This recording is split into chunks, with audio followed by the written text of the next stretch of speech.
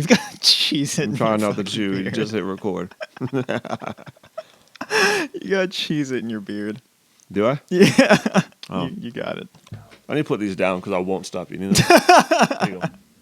Thanks, bro. Have I evacuated the Cheez-Its from my beer? You got it. Good. Jesus. All right. Let's start the show.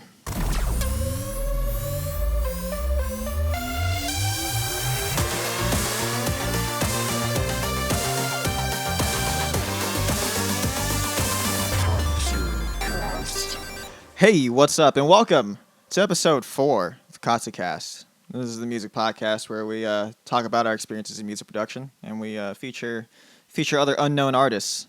My name is Kent, also known as Katsu Style. With me, as always, is my co-host Will, aka Furamoda. What's going on, guys? That was the most succinct intro yet. Yeah, I'm getting better at this. We've been saying that word a lot today. Yeah. All right. So, yeah. How are you, Will? I'm doing well, man. How are you doing on this day? Terrible. Oh, All right. Let's get the show on the road. yeah. Any updates from what you're working on? I know it's only been less than a week since we talked, but Still in progress, man. that's good. Every That's day. good. Yeah, a little more every day. Yeah, I started writing a couple of new songs, but like it hasn't really gotten past just like a chord progression and a cool little arp. It's really all I've got on like 4 different songs. So I've got a problem, man, where I can't. It takes me a while to, I guess, finish any one particular project because all I want to do is make new stuff. yeah. It's so easy for me to sit down and crack out a brand new idea or something, and then I get sidetracked and I come up with a new idea. And before you know it, the day has passed and I have like 7 new tracks. When I really only was supposed to mix one of them. That was the only thing I was supposed to do. But then, But I think that's any producer's dilemma. Like that's the producer's dilemma. Yeah. Yeah. Always creating more. Yeah. Never finishing what you start. I'm getting ready to put out a new track, probably either the end of this week or it's probably gonna be the following week. But my new Teardrop remix is gonna come out soon. I'm working on a video for that now. Yeah, it's gonna be cool. I hope, probably, maybe. I want to make some videos too. They're going to be PowerPoint presentations. That's the extent of my video editing knowledge. I can't wait. Yeah, that's gonna fit like a whole like vaporwave aesthetic. Yeah. I don't know. That's not your brand, but I think it might even just be a screen grab of an Excel spreadsheet. Yeah. That's why they call you Will Compelling Content Furamoda. That's where you got the name. Yeah, tatted on my back. Yeah. All right, let's go into news. Did you prepare anything for news? I always have something in mind. All right, I got something pulled up here, so let me. So I saw this on NPR earlier today. I don't know this producer. I know that from what I gather, he's a prolific electronic music artist, but I don't know him personally, so I'm probably gonna get some heat for this. But Philippe Zadar Serboneshi, he's an influential producer and electronic music artist, has passed away at the age of 52. I don't know if you're familiar with this name. I am not, no. Okay, then I don't feel as bad. I mean, I still like it's bad that he died. Yeah, but, for sure. Yeah, like I don't. I heard this name and I didn't immediately recognize it. But so according to NPR, one of the most sought after electronic music artists and producers has died. Francis Philippe Zadar Serboneshi worked with musicians like Kanye West, Daft Punk, the Beastie Boys, Pharrell. He was a Grammy winner, and apparently he accidentally fell through a window of a building in Paris. And his death was confirmed by his agent, and he was 52 years old. That's crazy. Yeah, that's all I don't know the circumstances surrounding this. The article didn't really go into much depth, I guess, because it's such a developing case, but developing story. But yeah, I don't know. I don't know if it was. I suppose it was accidental. I hope there wasn't like foul play involved, but that sucks. Crazy. Yeah. Yeah. I don't know. Yeah. I really hope it was accidental because that immediately makes me skeptical. Anytime I hear somebody falling out of a window and accidental, I immediately just am skeptical. Yeah. Of that. You immediately go to some cheesy, horror movie plot. Yeah, but that's sad to hear though. Yeah, it sucks that we've lost a great. I'm gonna go back and kind of listen to. I'm sure I've heard his work. I just didn't know his name. But yeah, it always sucks whenever we lose one of the greats out of our umbrella genre of artists. Yeah, So because I mean, a lot of those artists you mentioned, I'm big fans of. So yeah, Pharrell, especially, that's like one of my icons, music yeah, icons. yeah. Yeah. I'm a fan of his stuff that he did with Hans Zimmer for the Amazing Spider-Man 2 soundtrack. Oh yeah, yeah, yeah. That was an interesting soundtrack. But yeah, rest in peace. And that sucks. Yep. Hopefully your news is more uplifting than mine. Yeah. I've been on a hardware kick lately, so this time I'm talking about some more new hardware. Oh God, Yeah. So I didn't know there was so much new hardware until I started talking to you. yeah, there's a new customizable MIDI controller called MIDI-lar. And if that name sounds weird, it's because it is. But it's kind of a mashup of MIDI and modular. So you're familiar with modular synth, yeah? You can Yeah, I feel like I've heard something about this. patch things in different Yeah, ways. yeah. So in MIDI-lar, you're able to kind of customize and build your own Eurorack size MIDI controller with different modules you can plug in and connect in different ways. Yeah. So like you use like actual like patch cables the way you would with the Yeah, modular. yeah, and you buy specific modules that are either knobs or faders or whatever, and you put them in this very nice wooden case, and Yeah. you just connect them all together, and then it's MIDI into your studio, and it allows you just to control your instruments or your hardware. But it's the customizable part to me is what's so cool. I'm gonna show you a picture of it. It's pretty sweet, man. It's in a rectangular That looks like a modular synth. wooden case, yeah, and it's got modular components in there. They're all MIDI, and you hook them up as you see fit.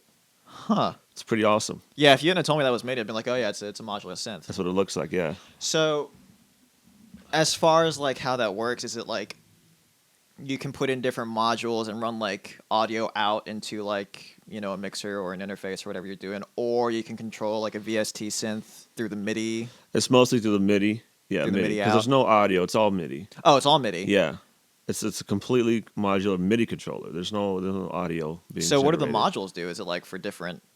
Because It's just like any typical like a MIDI mixer or a MIDI keyboard. It's just a trigger control. Like you can control effects sends or like LFO rates or something. okay, so it's different not things actually like going to that. change like the sound of. No. Okay. It's all just for controlling.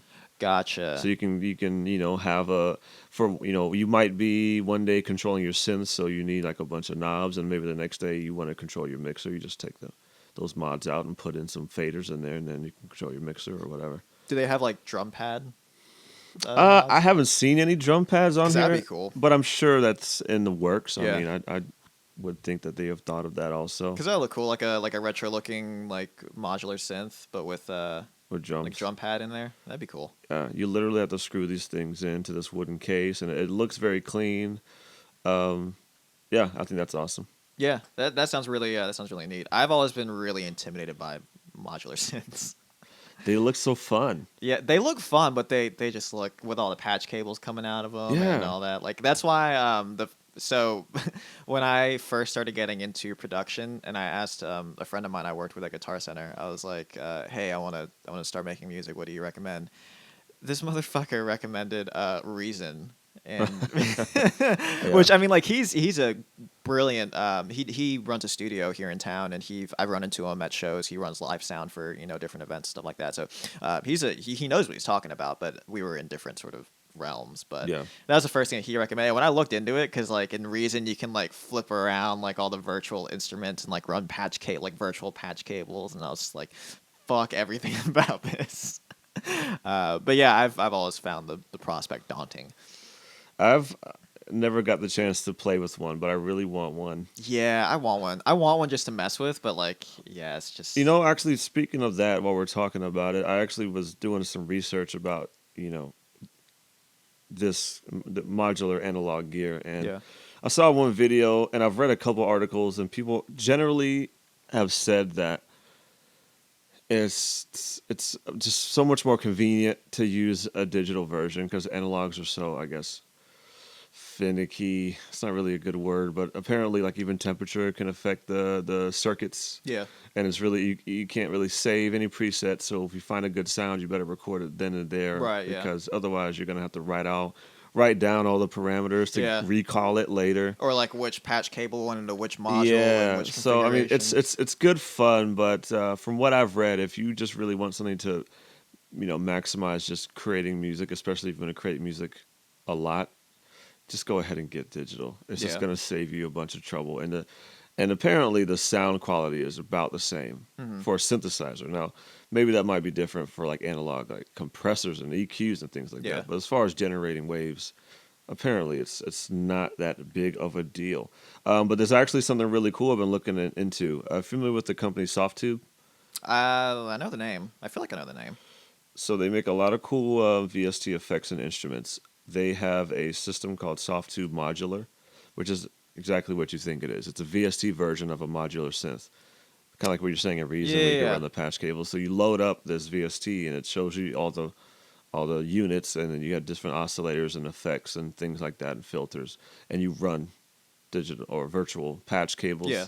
So that looks really cool, and I think that's like the easiest way you could get to like modular synthesis without having to buy a big rack. Yeah. Just get a VST, and it's not that much. I think it's. Let me pull it up here and see. Actually, I don't remember it being very expensive, which is really cool. Because I would have thought that something like this would be kind of up there. Now, it does get more expensive because obviously you can buy more units. Right, yeah. The one you buy out of the box is going to be, it has several units built in, but they've designed it in such a way where you come back and you buy different units, like a ring modulator or something. But Yeah, actually, right now, it's only $65. Oh, that's not bad. Yeah, you can see, yeah, it looks pretty cool. Whoa. Very sweet looking interface, very clean, colorful. It looks intense. Yeah. It looks like you could sit there and spend hours working on sounds on Yeah. that thing, which sounds like fun to me. That might be my next purchase. I can honestly. easily see you getting into something like that. Yeah. Yeah. I spend enough time as it is tweaking just sounds. Yeah. I'd spend all day. I have a buddy of mine that he used to live here. He moved back to, I think he's in New Jersey, but I used to DJ with him way back in the day. But his name is Chris Anicoli, and he makes his living like doing like modular synths and like building that stuff. Like he's worked with different artists, and like he's always posted on his Facebook just like all these pictures of like circuits and like all these boards, and it's just way beyond my scope of understanding. But like it's really cool, the stuff that I've seen him do. He sent me a picture of like his studio setup, and it's just like synths and on top of synths on top of racks on top. It's insane. He could probably he'd probably lend a lot to this topic. Maybe I'll see if he wants to come on the show. Yeah, Maybe let's do Skype it. call in and we'll have him talk about that sort of stuff, because I know fuck all about it, but he's the master of it as far as I'm concerned. So Nice. good on him for making a living being able to do that shit. That sounds like a lot of fun. Yeah. I didn't have anything else for news. I don't know if you had anything else. No, that's about it. Yeah. Yeah. We'll move on. We'll go on to our main event, our main topic. Today's episode. I didn't think of a catchy title for this one. Yes, you did. In the Google Doc that we have, it's Cheaters. Cheaters. So I think that's a clever name. yeah. Well, I was thinking of like a subtitle like Cheaters : something Cheating. Yeah, so cheaters, using like chord generators, melody generators, samples, loops, canned loops, things like that. Presets. Yeah, synth presets, and how it makes you less of a musician, or does it? Ooh. Stay tuned.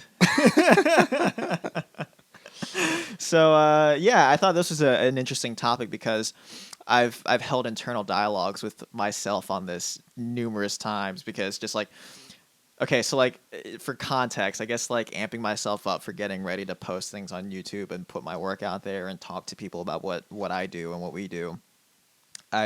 I guess like an insecurity of mine, a fear deep down, is that like some fucking 12-year-old is gonna be like, yeah, like you use presets, or like you use Captain Chords, or worse yet, like a fucking 42-year-old is gonna be like, well, back in my day, like fucking, you shouldn't be using preset. I build my synths from scratch. I harvest the wood to put in the cases for the like.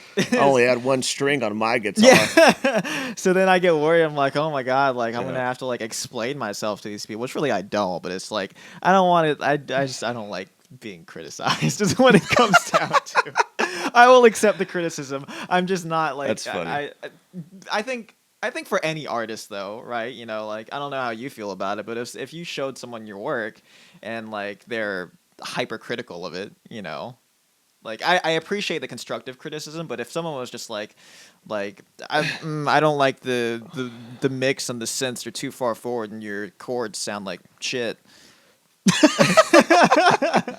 That is kind of constructive. Yeah. I mean, it sounds like it's coming from an asshole, but yeah. I'm yeah. just kind of rambling. I just went on a mini rant. You I had like a did, mini but that's good though. meltdown. That's good because that sets us up for the topic at hand and how you feel about it. So that's good. I'm insecure is what that comes down to. We want to talk about if it makes any difference to a song or a track that you're working on if you're using any kind of preset on a synth or sample or a chord generator, like you said. We want to find out, or we want to see if there's really a difference. Does it matter to you as a musician? Does it matter to other musicians as peers? And does it matter to your fans as listeners? Because I think those are three specific viewpoints we need to address. Because I think those are three. Each of those three viewpoints is going to have a different perspective, I feel like. So you already explained yours. From your own viewpoint, you're kind of self-conscious about this sort of thing, yeah? Yeah. So let's talk more about how you use these things. Do you use these things often? Do you? Yeah. I do. You consider So, yourself a cheater? Yeah, I'm absolutely a cheater. I'm a garbage. I've claimed multiple times that I'm not a proper musician. I'm a garbage instrumentalist. And yeah, I use dirty presets and chord generators because I'm not a real artist, you guys. I think you're too hard on yourself, man. But I remember giving you shit about chord generator because here's the thing. I think I was on KVR audio looking for VSTs, and I saw like maybe an ad about this chord generator I'd never seen before. They sell presets for Cthulhu, which is one of the ones that I use. Yeah. And so I saw that one too, but the one I think was Captain Chords. Was that the one? Yeah, so tell me, you sent me a text out, and we had talked about this before, and you didn't say you said shit about it. You didn't say anything. I was like, yeah. You showed me Cthulhu here at your studio. I guess I didn't really realize. And I showed you Captain Chords as well. I don't remember seeing that. Fast forward a few weeks, and you sent me a link. No text around it, just a link to Captain Chords. I do that a lot. And then I was like, yeah, I use this. And then like you gave me some sarcastic ass bullshit. I said, no, you don't. Yeah. Oh, fuck you don't. And so explain to me the impetus behind you texting me this and how serious you were being when you're like, no, you don't. So first of all, I don't recall. I really have no recollection of you showing me Captain Chords. I do remember you showing me Cthulhu, though. Yeah. I guess I didn't really realize, like I said, what that was. But I send you links all the time with just interesting shit that I find online. I just send it to you. Maybe it's something that we'll bring up in a podcast. So here you go. You're welcome. Here we are. I saw that Captain Chords. I thought it was interesting. And I just sent it to you because I thought, it'd be interesting to look at. And then you say you use that. And I thought you were being sarcastic. Because that's why I said, no, you don't. Because I remember seeing a video of you, I think it was on Instagram, you posted something of you playing piano. And like we talked about music theory before, and I didn't really think you would be one to use something like that. So when you said that's what I use, I thought you were being sarcastic. So you thought my answer was sarcastic, absolutely. But mine was very genuine. We do this daily. We do it, We're always on like opposite. We're like flip phase every time. But I said, no, you don't. And you were like, fuck you. Yes, I did. And then I was like, there's no fucking way, man. I thought you were like a music theory god like me. I think it's what I said. Which, to clarify, I am no music theory god. That's a bit of a hyperbole there. But yeah, I really didn't know that you used this because I thought you were very familiar. Because we used to talk about theory a lot, and I thought you were very comfortable. So do you think of me as less of a composer now because I use Captain Chords? No. Okay. And if I did, then I shouldn't.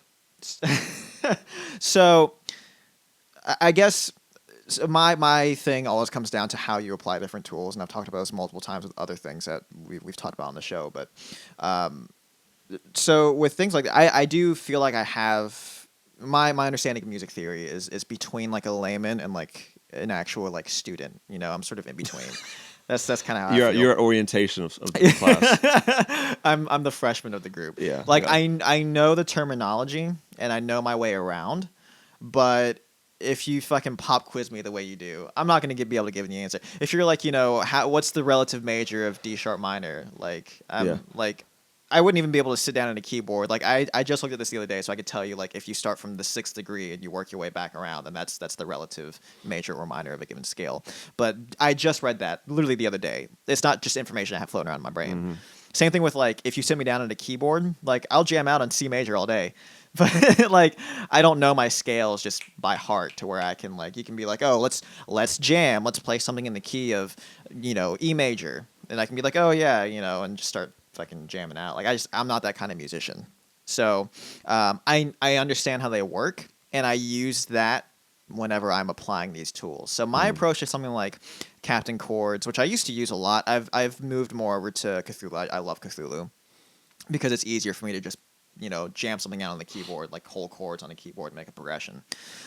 But the way that I use these tools is it's really about speed.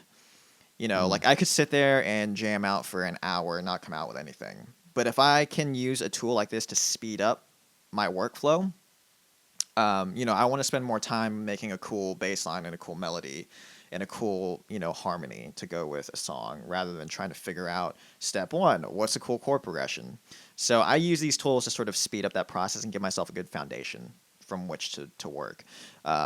So like an example of this would be like, I can go to Captain Chords and I can go to G sharp major and I can key in a 2-5-1 progression if I want to. And if I wanted to, I could call it done, 2-5-1, and then just drag that into my MIDI and then just start rolling.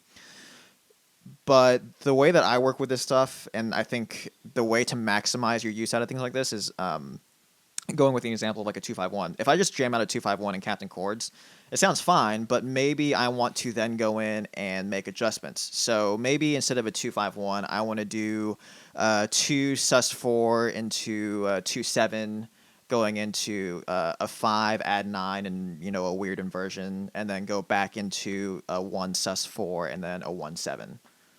Captain Chords necessarily, I can get Captain Chords to give that to me, but that's not necessarily what it's going to give me right off the bat. So usually I'll start with a chord progression and then I'll start tweaking with it after the fact to make it sound different or to add color or to make it move the way that I want it to move, especially with changing up timings between chord changes and stuff like that. So you can automate all that if you want to. The way that I use it, though, is I'll, again, start with a foundation and then go in and start changing things after the fact. That's how I use them. So it sounds like you're not completely cheating. In all seriousness, I don't feel like I am. Yeah. Again, it's more of a matter of efficiency. That's really what it comes down to. Like, yeah, I make jokes that I'm a shitty instrumentalist, which is true. Like, I can't just jam on a piano, but I understand the rudiments and I understand the music theory and I understand how to apply that to make things that I want to make, and to sort of help me along. Because, there might be a situation where I've got 3/4 of a chord progression, but I can't find that resolving chord where I want it to land, or I have trouble finding, something in between to move from one part to the next. And these tools will help me get there if I'm at a point where I can't, find that chord or find that sound or find that resolving tone that I need to find. So. Yeah. So when you look at it, I think, well, I want to address like the personal, because that's what we're talking about right now. How we view it as a musician. So how we view it, using this stuff for our own sake. Yeah. So you find it very useful for your efficiency, right? For workflow efficiency. Yeah, for sure. Whenever I don't use anything like this. I have messed around with the chord modes on machine. And I have used it for maybe a handful of tracks. I've started with the chords on the machine, the chord generator. But what I often find happening when I go to use things like this is I suddenly feel severely limited in what I can do. Like if I got like a one touch chord, I feel like I'm not in control of that. And for me, when I'm producing, a big thing for me is control. I want to control everything that I can. So talking about like creating your own patches on a synth or like creating your own chord progressions or anything like that. Like I like to feel like I'm in control because that to me gives me more ownership of it. And that's just a personal preference. So when I try to use things like that, I feel like I'm not in complete control, and I kind of lose some of my creativity there because I can't. I feel like I can't easily go and change what I can. I mean, I could, but for me, it would make it a little slower for Yeah. me. Yeah. But I mean, that is the point. In general, these tools are to make music production faster. Mm. I mean, that's I think the point of any kind of technology is to make something better and more efficient. So I mean, before when you might have had to know music theory to even come up with a basic song, these days you really don't have to because they kind of have injected all of the theory into these Mm. plugins that you can use, which is good because that means that music is now available to a wider audience of people. Now you don't have to feel intimidated that you don't know theory or whatnot, the ins and outs of everything about it to start making some good music. Mm. So I do think it's a good thing that we have things like this. I just don't think that's for everyone, but I also don't think that you should feel like you're a cheater if you use it. Right. Yeah. If the output is something you enjoy and are proud of, and also I Yeah. don't feel like other producers should shame other producers for doing such things just Mm. because they don't do it themselves. Mm. Because I mean, it's just a matter of taste, really.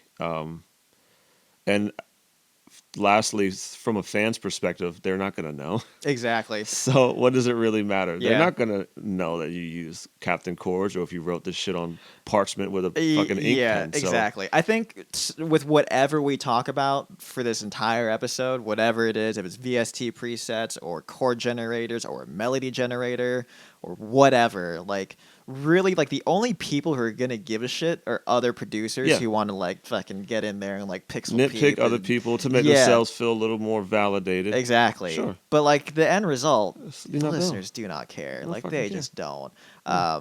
And like yeah, it's just like that's my big thing with especially like with these chord generators. It's just like it doesn't matter how you get to your chord progression. Like if I use a chord generator to get to a chord progression and I make my melody and everything from that. Or if I jam out that chord progression on a keyboard because I know, all the rudiments to making that happen just from the top of my head. Mhm. Or if I wake up in the middle of the night and I turn on my little oil lamp and I grab my little quill, my feather pen, and I like grab my parchment paper and I write down this, I can hear it in my head, and then I'll go to a minor 7 and like write this whole thing off the top, like it doesn't matter. Like at the end of the day, the chord progression is gonna sound the fucking same. Yeah. And I think it's what you do with that Yeah. to make it into your own. Like you can't. I've seen cases like this. That there was recently one with Ed Sheeran with like there was a claim that he had ripped off another song, and the plaintiff was claiming that they owned this chord progression, which is just You nonsense. own a chord progression. Like Adam Okay. Neely did a really great video about it, breaking it down and this whole thing. But like you can't own a chord progression. There's no No. way.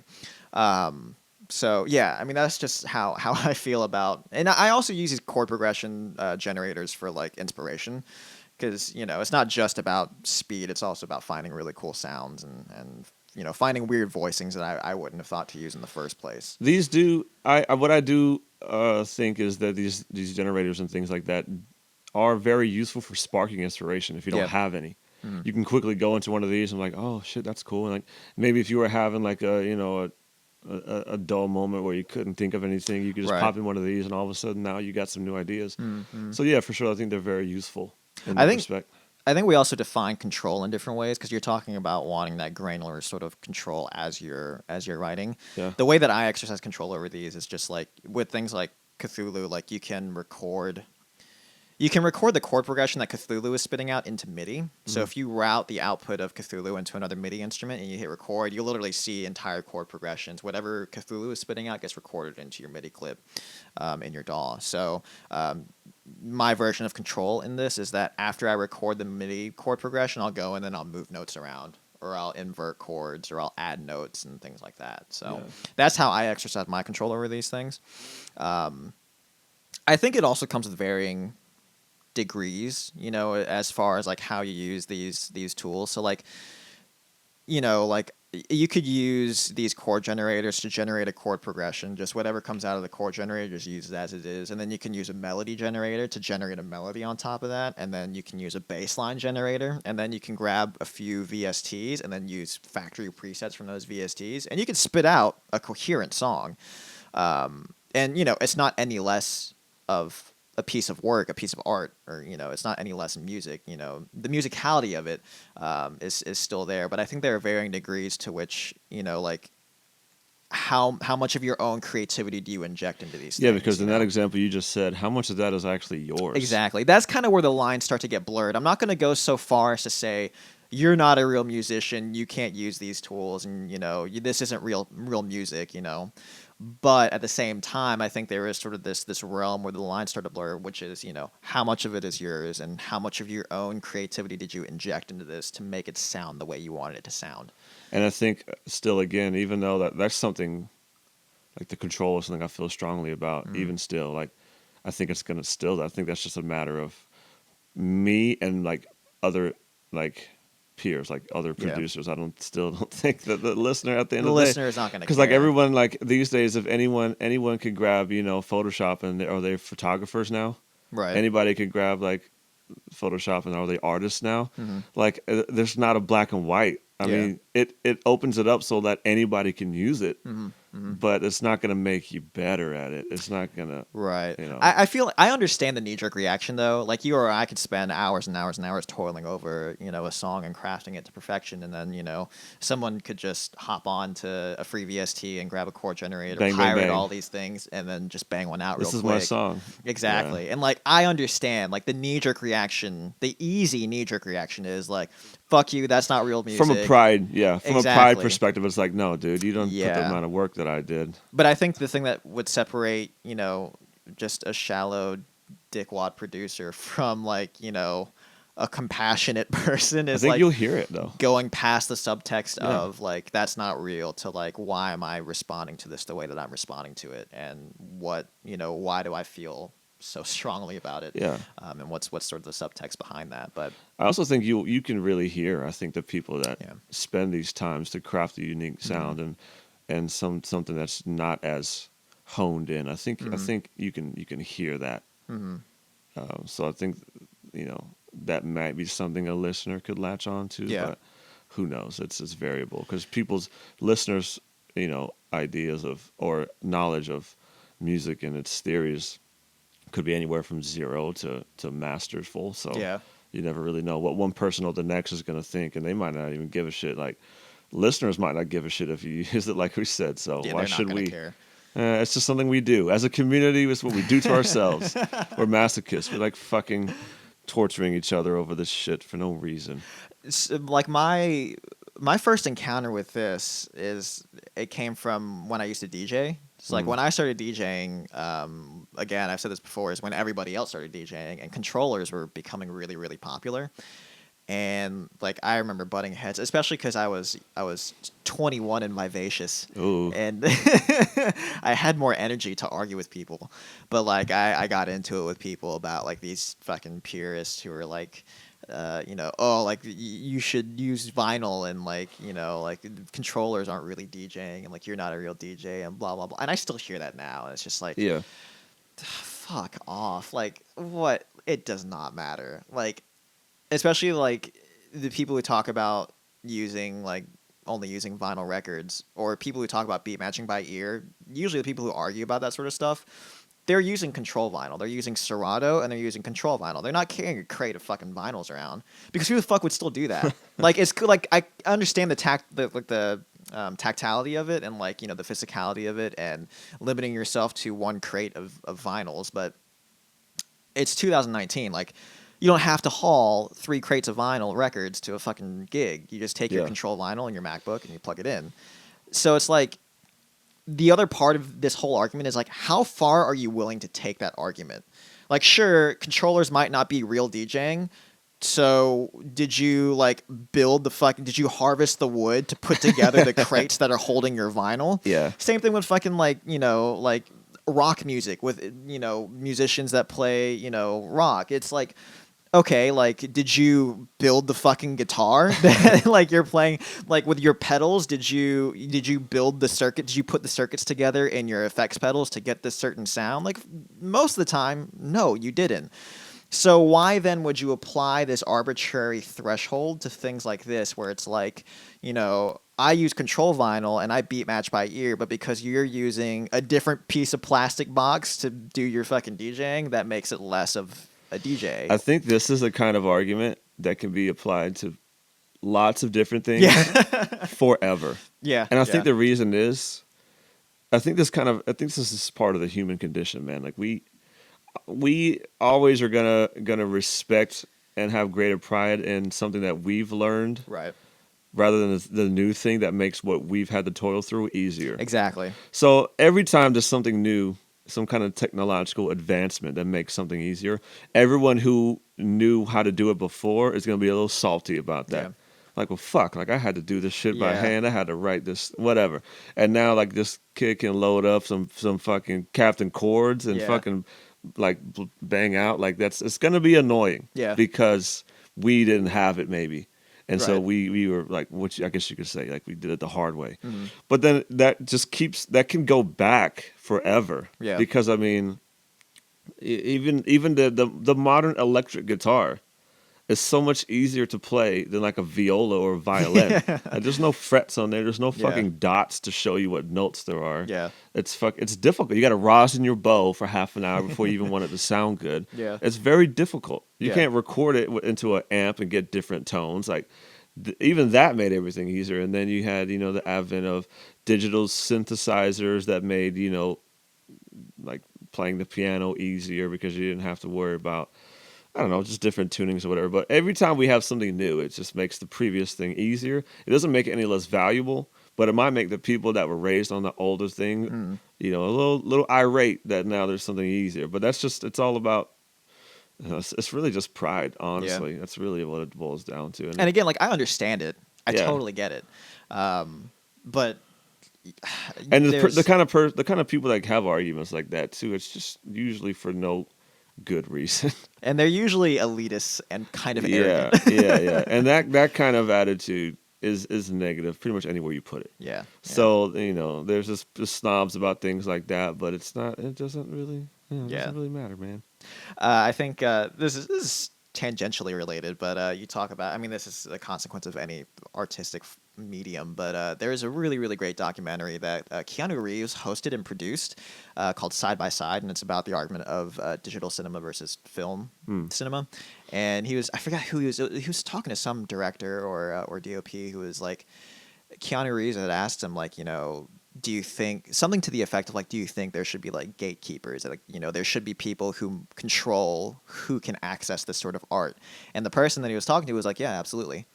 And Keanu Reeves was just like, wow. Like, he was just like, you could see it in his response. He was just like floored by like almost a tinge of like, what a dick. Like, Yeah. I mean, gatekeeping anything is just there's no purpose in that. Yeah. Why would you want to prevent more people from enjoying the art that you love? Mhm. Why? I mean, are you gaining something by, like, you're trying to have a monopoly on Yeah. it or something? Like, what's the point? The other side of it is like saturation. So I can understand this argument of it, which is that, but this is going to be a consequence of it either way, is that, the more you can monetize this sort of stuff, the more people have access to it, the more the market gets flooded with, with stuff like this. So, and it makes it difficult for other people to break out and That's get economics, heard. though, man. That's Yeah. why it's better for a competition. You get better products. Mm-hmm. So the people that are trying to, like, what you might consider the easy way, maybe if like they're not really taking their time to hone it in and make something unique as other people are, then I think people will be able to hear that. Mm-hmm. And then but I think it'll even out either way. Yeah, it's hard to say because, like, it's the other part of oversaturation is that the threshold for what gets considered quality is significantly lowered. I see this all the time with photo. Is that, like, people, I feel like, people have less of a perception of what good photography is. Yeah. And I see this constantly where, like, people want to pay bottom dollar for a photographer, for like an event photographer or a wedding photographer. They want to pay $50, $100, $200, or whatever it is. And then, I see these garbage, blown out images that are horribly composed, and then people pay money for it. They're like, that's worth $100. Like, I'll give money to that. So, and that's the same thing with music. Is that like there's this oversaturation, this overproliferation of mixing engineers are a dime a dozen, mastering engineers are a dime a dozen, ghost producers. So it's like. If somebody has a few, free VSTs and they're willing to take $50 for something that somebody else would originally have taken $500 for, it's like the threshold gets lower and lower and lower, and you have to adapt to it by offering bottom dollar for what used to be, a top dollar service. So in that regard, I can understand, again, that reaction, that knee-jerk reaction to like, this is a bad thing. I just think it's a consequence of the age that we live in, and it's something that you have to adapt to it. You can piss and moan about it all you want. It's not going to change it. You have to adapt to it and figure out how you can try and stand out above the noise and be more discerning about who you outsource your your jobs to if you're having to go to other mastering engineers or mixing engineers. That makes it sound like it's us versus them. That's what it sounds like. Like we're like battling over the consumers of our product. I don't think it's necessarily that we're because we're saying that they don't know what quality is. But that's like you said with the photography example. I mean, that's any field. Somebody that doesn't know a lot about it, they're not gonna know the ins and outs, and any one thing is as good as any other. But I think that's why this argument is really only amplified between peers. Yeah. Because we're the only ones that have a similar knowledge of what we're doing. So we're gonna talk shit about ourselves all day, and then the people that are listening to music are just gonna revel in it and enjoy all this other music. Yeah. They don't give a shit what you made it on, Reason or fucking Audacity. They don't care if it sounds cool to them. I think there's also like a predatory element to it. Like if you've been doing it for a while and you have your own way of doing something, and you hear like, something that you can tell is from a newcomer or from someone that's starting out, I think there's some assholes out there that just want to just fucking rip on kids, like, yeah. I mean, because everybody wants to be the best, and nobody wants someone else to be better than they are, because they always think that they're the best, or at least to an extent. Yeah. Your ego is there. So yeah, that'll be present all the time. Yeah. I also want to talk about VST presets specifically. So we talk about chord generators. Yeah. Let's talk about and samples too. Yeah. I want to talk about that stuff. So like with VST presets, I don't know how do you approach that? Because I genuinely have no clue. We've talked about a lot of how the other works, but I don't know if you use VST presets or to what extent. I haven't used a preset in months recently, but before then, no problem. I use presets all the time. Yeah. I'll load up machine. We were just talking about this before we started recording, how other machine users can probably relate to this, where you can load up a preset in Massive and you don't even have to see the VST window of Massive because you're just looking at the screens on machine. And obviously you can adjust the parameters of machine, but I rarely ever do that. I'll just scroll through the presets and then find something cool and then go from there. So I've done that. The majority of my music career has been using presets. I mean, every now and then I would have created something new, but pretty much this year, like pretty much this entire year, anything I've made, I haven't used any presets. So you're making your own synth patches. I take it back. I used one. I remember a pad I used Massive on just because I was lazy. Yeah. It was getting late and I wanted a pad. And I was like, I didn't feel like making one, so I was like, fuck it. Yeah. But no, I've been experimenting with sound design recently. It's also why. So I've been making a lot of stuff. That's just so much stuff. I say this every time. I can't get my head around your process. So you're programming your own synth patches, and then making a sound, your synth, and then banging out a melody or a chord progression or whatever, and then batching that down and then resampling it and putting it through Claw Machine and easy.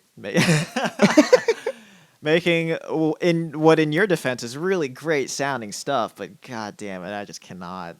So it's not so. Well, let's not get about sound design because I can talk about that forever. But let's go back to how presets we appear. So obviously, I'm fine with it. Yeah, and that's what they're there for. Yeah. If you think otherwise, you're a fucking tool. Yeah. That's why people that are much smarter than you about sound design made these. For us. Yeah. Because if, like you said, if it sounds daunting to you, well, then fucking don't do it. Yeah. That's what we talked about mixing on the first Yeah, episode. Like if it exactly. sounds like it's too much, fucking get a mixing engineer to Exactly. do it. Like Yeah. there's no reason for you to make this harder than it has to be. Exactly. And I think that's an overall theme of this entire episode. Chord generators, whatever. Like there's no reason for you to purposely make Right. making art harder for yourself. Exactly. That's a really, really great way to put it. I haven't thought about it in those terms, but you're Because there's absolutely right. people, the people that made these, like, are the people that have the argument that it's maybe using a generator is not real music. Are they applying it to the people that made that VST? I doubt it. Yeah. Because they understand those people that made this are like fucking code wizards. And Yeah. they're smart as hell. Like, That's the other thing is like, again, how far are you willing to take that argument? Yeah, so- where are you drawing these arbitrary concessions for where this argument of yours starts and stops? the It more doesn't you make any sense. the more you look at it, the more Swiss cheese it becomes. Yeah. Like it's just there's holes in it everywhere. So yeah. The people that are much better at sound design made these presets for you to make making music a lot easier and faster. So fucking use it. Yeah. And plus, I mean, I've been getting into sound design. I don't consider myself a pro at it by any means. I think I can make a lot of different cool sounds at this point. But there's obviously a lot of things I don't know. So presets do a lot of things that I haven't learned how to do yet. Sometimes what I will do is look at a preset and then reverse engineer it. Yeah. That helps me learn. Yeah. Like, oh, this is what affects that and this Exactly. and Yeah. that. But yeah, no problem. Use presets. That's why they have fucking gigabytes of presets in there. It's so you could use it. And the other side to this is that it's not black and white. It's like there's an in between, like where you can do what I do and you can apply a preset and then you can change the preset. Like Yeah. go in, and that's what I do all the time. So my approach to using presets, so I use Massive. And I'll let you in on a secret, dear boys and girls, is that if you listen to my music, which again at the moment I only have one song out, but Will, you've heard I've you know, heard a lot several of my songs. Yeah. So for like 99% of my sounds, I just use Massive. It's Yeah. like stacks and stacks and stacks and stacks of Massive. But also, that's not a problem. Right. Because the only people who are going to notice are other producers, Yeah. if that. And it's- Also, I mean, what's like classical music? A bunch of fucking strings. Yeah.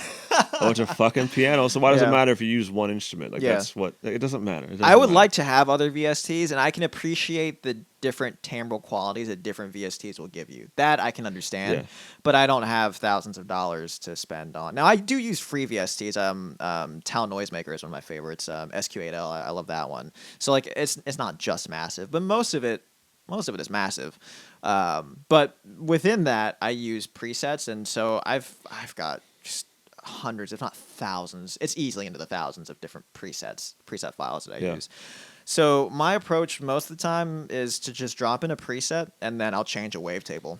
I like square waves. I really like square waves. Yeah, so they're I'll nice. drop in, some preset, and I'll change one of the wavetable presets to one of the square presets in Massive. And then I'll change, the different, like, the macros, what they're tied to, or I'll, change some of the envelope presets and stuff like that. So, sometimes I'm lazy and I'll just drop in whatever synth and just use it vanilla, but I like to drop in different presets and then change wavetables and change presets within those parameters, and then add different effects on top of that. I was about to say, even if you use a preset, there's still an infinite amount of sound you can get Exactly. from post effects. So you might not even be able to recognize the original from all Right. the effects you add onto it. And even in the subtleties of, like, I don't think any two people are ever going to compress the same sound the same No, way. Probably not. So, there's just all different manners of changing it up and making it your own is really what it comes down to. I saw a tutorial from a synthwave artist called Timecodes 1983. Yeah. And one of his tutorials, he was talking about making a bass sound. He's like, okay, so we're going to make the bass now. So he dropped in a VST, I forget which one, and then he put it on a preset, and then he changed, like, the release on it, I think. And he was like, okay, now let's move on to, like, and that was it. And, like, I love that. And that was one of the things, again, that made me feel like this is okay, like, this is acceptable. But I remember I went down in the comments, and there were so many people, like, with this really, like, just sarcastic tone of, like, oh, let's make the bass, just one preset, boom, like it was this big fucking Some big deal. Like it yeah. fucking matters because it Yeah. doesn't. It And- doesn't matter what you use. It matters how you use it. Yeah, exactly, You know? exactly. But I just thought that was so cool that, like, he made this tutorial that it was just like, use this preset, Yeah. and here it is, and then people were just giving From a him pretty shit about it. popular name too. Like Yeah. I'm a big fan. I like his work. Yeah. So I thought that was hilarious. And, Yeah. But again, it's, for me at the time, it solidified that, it was okay to do these sort of things and apply these things in this manner. Yeah. Yeah. And then So once you get more into sound design, if you start creating your own patches, like you mentioned earlier, you will start to recognize that certain ones have different timbral qualities, like an FM and a wavetable, subtractive or additive or something. They do have different qualities, and you will be able to get different sounds out of each one. But really, that's something you probably don't need to consider unless you really want to invest time in sound design, or you reach a point where you just want to have the more control. That's what it Yeah. was for me. I didn't decide, oh hey, I'm gonna go practice sound design. Like, Yeah. that wasn't a thing.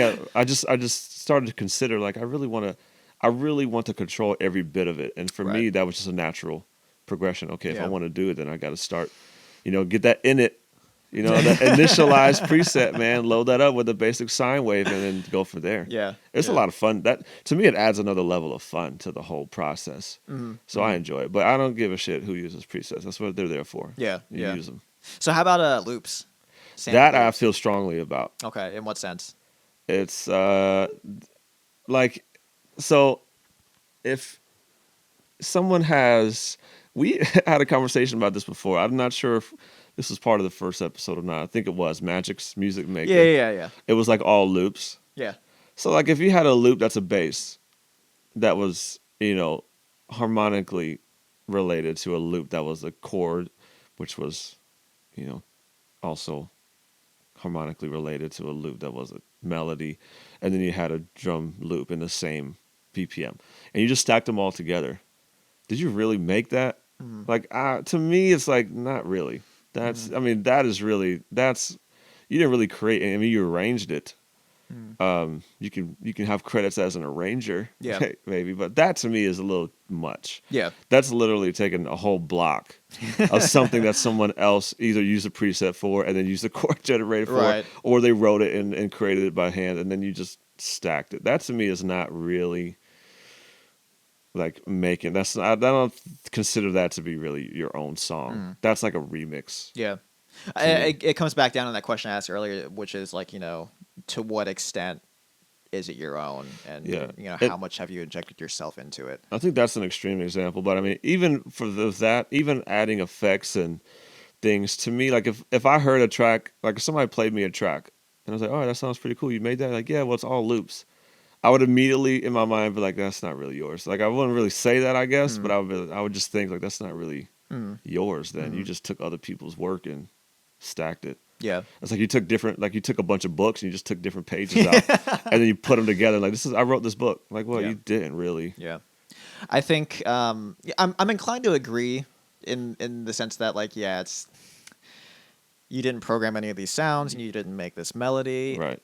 At the same time, like, I can't, it's hard for me to say, but I can't sit here and say, like, it's any less of a musical Yeah. piece of work That's at yeah. the end, It is still music. It's still music, and this person still created put it. it together. Yeah. Yeah.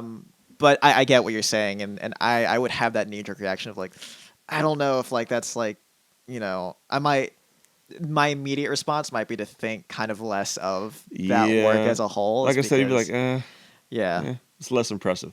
Even if it's Less impressive is a good way to put it. even if it sounded great, like if they were like crazy, like some future based drum samples, and it was like, oh shit, that's crazy. Yeah. You made that? Oh, samples. Oh. Yeah.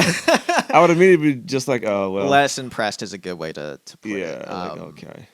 But I think so would you apply that same thought to less melodic loops, like drum loops or percussion loops? Those I'm actually a big fan of because I can more easily, I guess, chop those up and still make something that sounds cohesive. Yeah. But I still don't use loops. I'll take that back. I have used one loop. In the last, it's just one. it is always one, yeah. In the last 10 months, I have used one loop. I have used one loop. It was a drum loop, simply because I like the sound of live drums, and even though I have live drum samples, I can't always get it to sound as cool as just a actually recorded drum Yeah. set. So I have used one, but I am less critical of using drum samples as I am like harmonic samples. I think it's because like drum samples don't necessarily have to be as tuned. Yeah. I mean, they're not harmonic, by nature, so Yeah. you don't really have to make sure like they're in there's no scales really. Right. So you can just you can grab some tablas or something. Whether you do it or you play it, it's gonna pretty much sound the same. Yeah. Whereas a piece of like a sample that's a chord or a harmony that's a thought out beforehand. That's a lot more work that's put into that. I feel like unless you, I mean, it might have some crazy drum loops that are really Yeah, I mean drums and percussion loops, they have a certain rhythmic quality to they can be them. really Like, complex. yeah. So, I mean that's there's still a lot of work that goes into programming For or sure. playing, For sure. percussion or drum loops. But the quality and how they're applied are different. Yeah. So I'll give you that much. Yeah, it's applied differently, but there is just as much work that goes into performing or For programming sure. that Yeah. sort of thing. Yeah. Absolutely. So my approach to more melodic samples is that I use them for fills. Yeah. That's where I like to use them. So I won't drop in an entire melody and just use that, but I will pull again going back to my library of cymatic samples is that they have full like bass drop loops from like dubstep and stuff like that. I'll cut little snippets of that out and then I'll use that for fills at the end of a phrase. Because especially for fills, it's just like, I don't want to drop in another instance of massive that's eating up my CPU and then going in and programming a sound or finding a preset to work and then messing with the macros to program the certain sound and then taking one clip of that just for this little just this little thing at the end of a phrase. It's just easier to drop in a sample. I would do it. And call I know you would. But like I showed you, that Gammer breakdown that he did, and Yeah. he did that in his song "The Drop," where he literally took a cymatic sample and used it at the end of a phrase as like this weird little fill on top of like other synths and stuff like that. So that's how I use melodic samples is mainly for fill.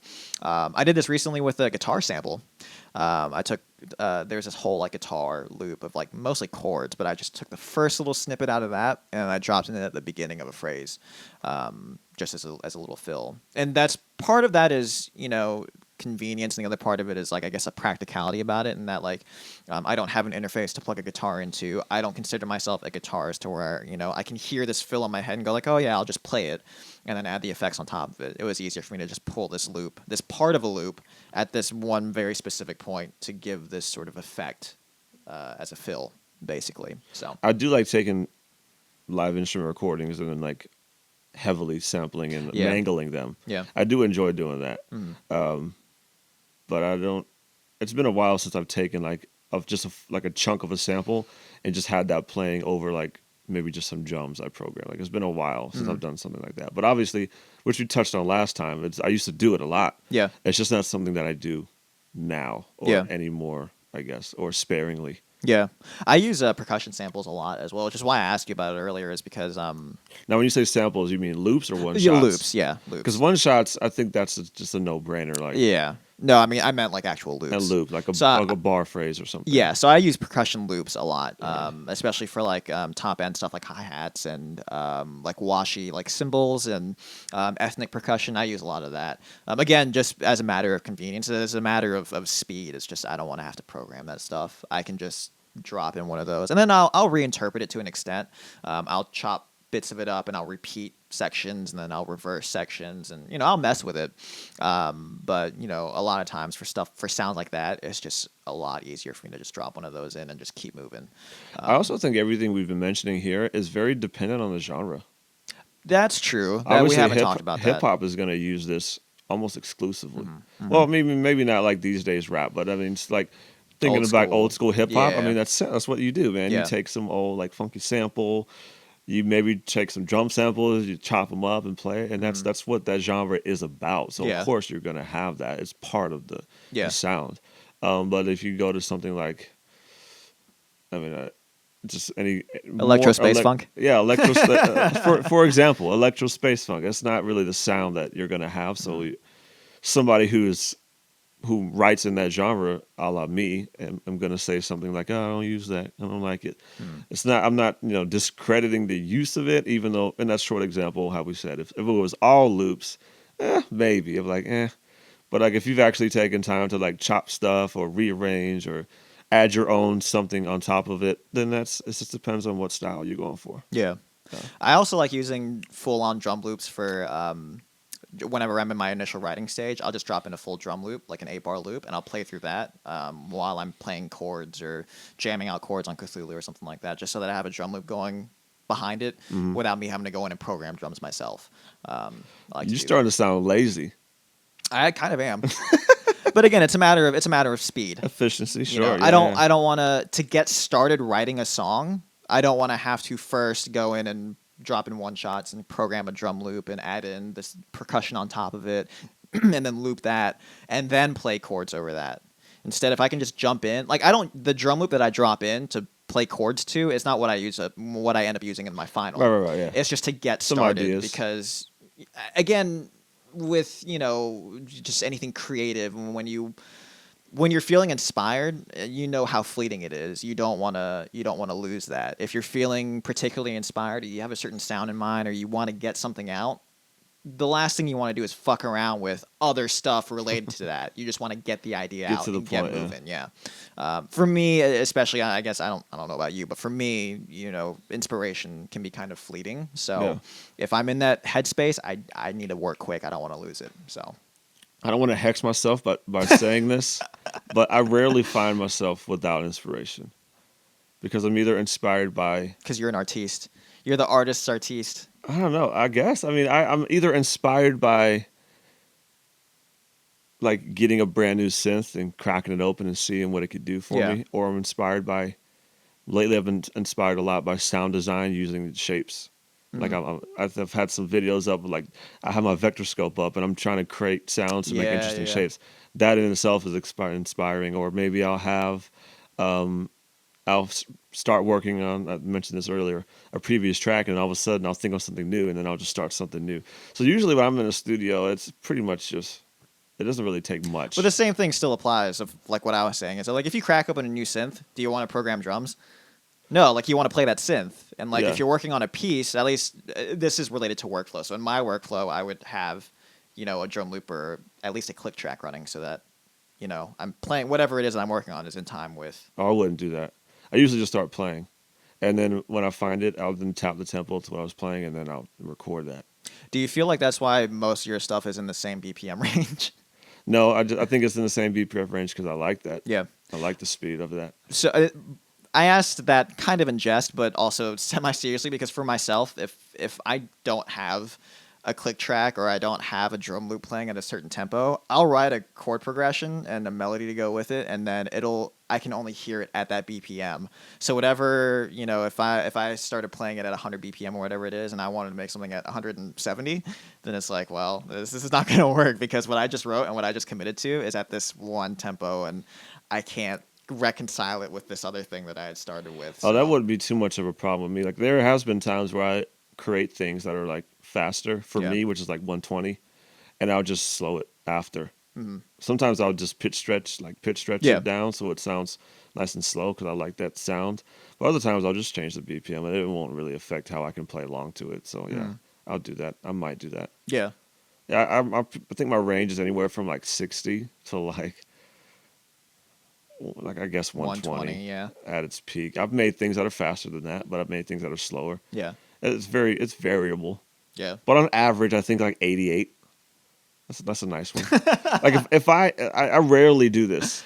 Actually, I'm pretty sure I never do this. But if I were to set a BPM before I even start making sounds, it'd probably be just an 88. Just because I like that. I've made a lot of things around there that I'm familiar with it. Yeah. But that's just the feel that I'm going for. Like slow and just driving and chilling. Yeah. Yeah. I guess the reason why this is just so forward in my brain right now is that the song that I'm working on with Fireboy, I wanted to do something like more like hardcore 170 BPM. So like with that in mind, like I sat down at my DAW, punched in 170 into my tempo before I did anything else, and then let the click track go while I was banging out chords on Cthulhu. So this is just, it's fresh on my brain right now, I guess. So.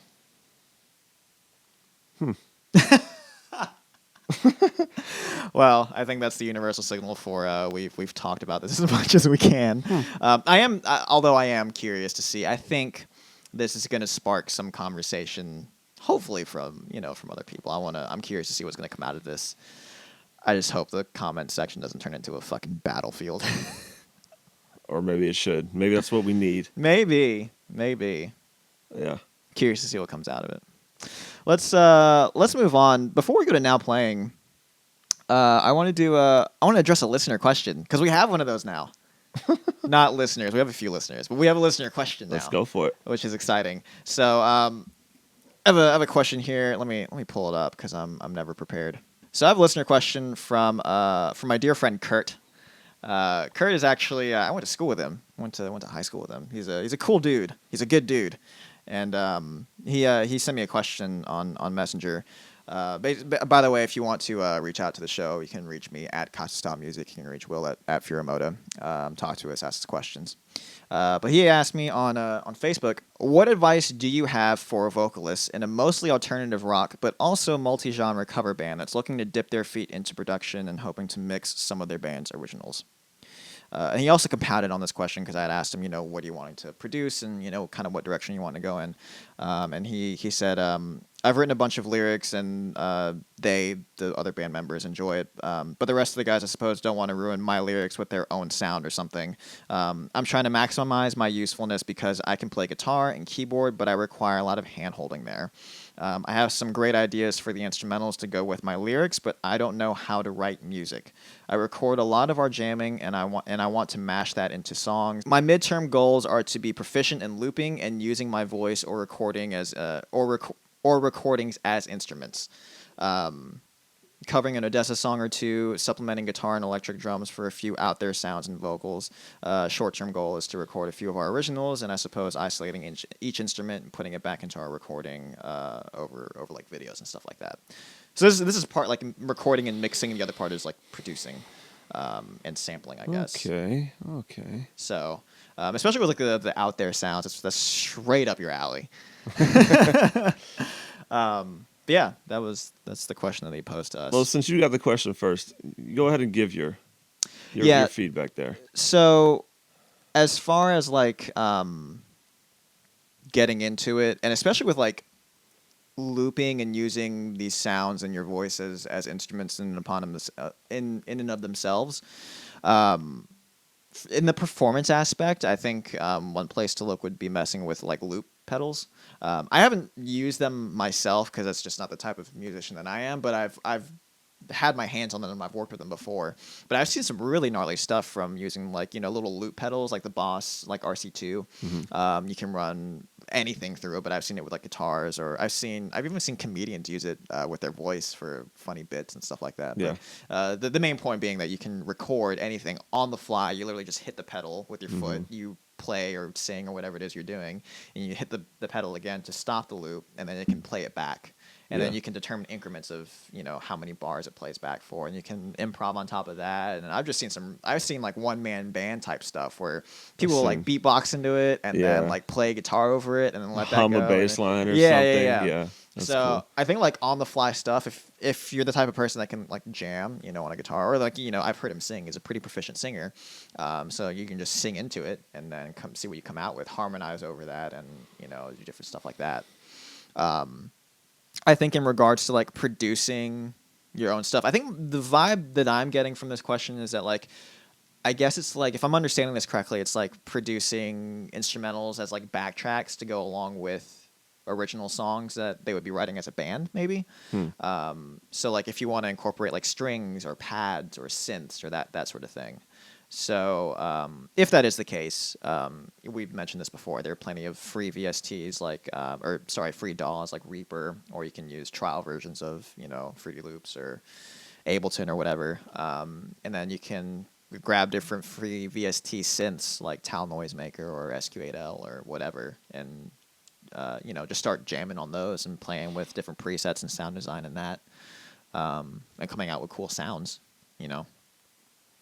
So. And then, especially with Ableton being a performance-based DAW, you can trigger loops. You can write little loops and have them in banks, and then you can trigger those. I see that a lot for live performances, where you can have someone dedicated to triggering these loops or samples in the background behind whatever it is that you're playing. So that's, I think, the way that I would go in that sort of thing. Now, with regards to not knowing how to write original music. I don't know. I've always felt, since I know Kurt personally, I feel like he's been musically inclined, but that could just be something that I fabricated from seeing him play with this band. I don't know. I thought I was under the impression that he was, proficient in that. So I don't know what his level is in writing music, but I guess starting from ground zero would be, just dipping into music theory tutorials, just basic music theory 101, understanding, root, major third, minor third, Intervals, fifth, yeah, dominant voicings, things like that, and understanding how chord progression works, and then using that to, try and just write an interesting sounding chord progression. And then from that chord progression, you can pull a bass line and a melody and all that stuff. But first would be, start with just basic music theory, and then understand how to write your own chord progression and kind of work from there. So, yeah. Interesting. Well, Kurt, I don't know you. I haven't listened to your music. So any of my advice here is definitely not to undermine your experience. It's simply because I don't know what your experience is. But it sounds like you're trying to do a couple different things here that are new for you.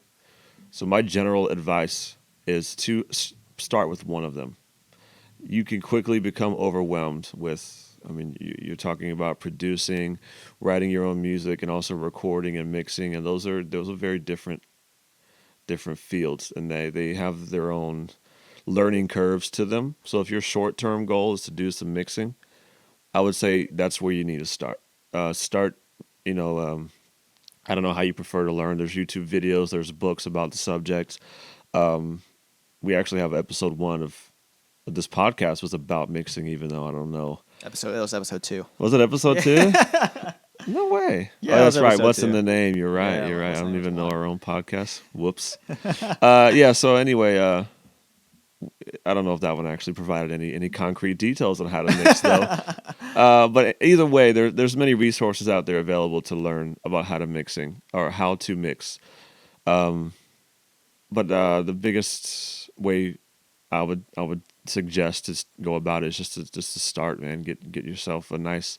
I don't know how you guys record now, but if you want to undertake this yourself, get a good space. Some monitors, or at least some good open back headphones. Yeah. Start listening to your recordings. Consider looking into compressors and equalizers. Those are going to be your two best friends. There's actually a series I'm reading now. It's a Kindle series, The Philosophy of Mixing. I do recommend it. The author has several books, like the art of creating depth in a mix, the art of compression, the art of equalization. I think it's 4 or 5 books in the series, and he goes into not only just like technical, but also the general philosophies of why you should be doing this, and that's helped tremendously for me. So I would just start there. I would really just try to focus on one thing at a time, because there's a lot of things going on, and you can be easily overwhelmed, especially talking about how to write music. That's a big thing right there. Yeah. So since your band already kind of has what it sounds like you already have music being created there, I wouldn't really start there. I would start with what you're lacking in, which maybe sounds like it's the mixing side of things. So yeah, start there. Start messing around with that. Learn what you can. Yeah. Yep. That is a very Will answer, is to compartmentalize the information, which is not without merit. That is absolutely correct. Is that it is very easy to get overwhelmed, but just jump in with some rudimentary mixing guides. Look into some music theory 101 and start banging out some cool sounding chords, and maybe mess around with different sounds and see kind of what you get a feel for, and work from there. But yeah, and maybe we'll craft some tutorials here. Yeah, hopefully. If you want to see a tutorial, dear listeners, let us know what you want to see. I've also got some tutorials. I'm working on some now, and I've got a couple of them on my YouTube channel. So go there for some resources too. But yeah, so good luck, Kurt, with your musical endeavors. And hopefully we interpreted your question correctly. I hope so. If not, ask us another one. Yeah. You wanna hear a cool story about Kurt and how he's a cool dude? Let's hear it. So I'll keep this brief. A few years ago, I was going through a horrendous breakup, like Mm-hmm. absolutely miserable. And the girl that I was seeing was in Huntsville, and Kurt was living in Huntsville at the time. I don't know if he's still out that way, but he was living in Huntsville at the time. He had talked to me the entire way up to when I was driving. I was driving from Pensacola up to Huntsville. It was about 5 hours. He talked to me probably 3/4 of that drive on the phone. Was on the phone with me the whole time. Got up there, I go through this whole thing with the girl, and then I left her place and just in shambles. And Yeah. Kurt was like, come over to my place, come hang out. He invited me over. He made me a steak. Like right when Oh, I got, he shit. sat me down. I hadn't slept in like probably over a day by this point. He sat me down, made me a fucking steak. Got me all set up, with a little cot in this guest room, and was just super accommodating. And I never forgot that. So. Yeah, Kurt's a good dude. Kurt, you sound like a real genuine guy. He's a real card, that Kurt. Sounds like a great guy. Yeah, he's a cool dude. So yeah, thank you for writing to us. Thank you for continuing to support this podcast and the work that we're doing. So let's move on now to now playing. Do you have anything for now playing? You're giving me a blank look. Not specifically. All right, well, I'll do my part, and I'll play something here. Let's see. Let me see if I have it pulled up over here. All right, so I'm going to play a song from an artist called Great Notion. He's based out of Portland. But yeah, electronic music, a lot of like dancier stuff, things that are more in my wheelhouse. But he has a lot of really cool tunes, but one of them that I want to play is called That Feeling, which has some really cool sort of, it's got this really cool rhythm during like the main drop section. So that's why I picked this song. I'm curious to see what you think about that. But yeah, this is That Feeling by Great Notion.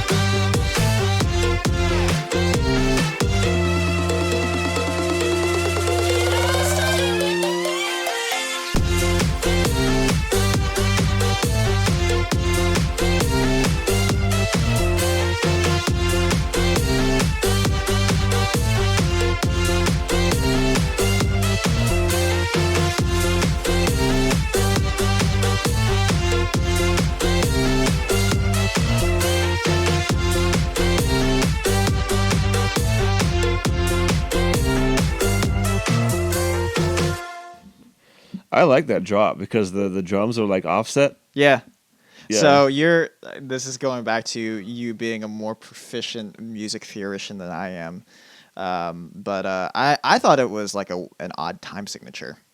No, he But just you picked up immediately that it was. he just shifted the downbeat Yeah. upbeat just Yeah. by like a couple steps, maybe 4 steps. Because I asked him about it. I was like, "What time signature was that?" He was like, "Oh, it wasn't an odd. It was like a half beat delayed. I think. Hang on, he said it here.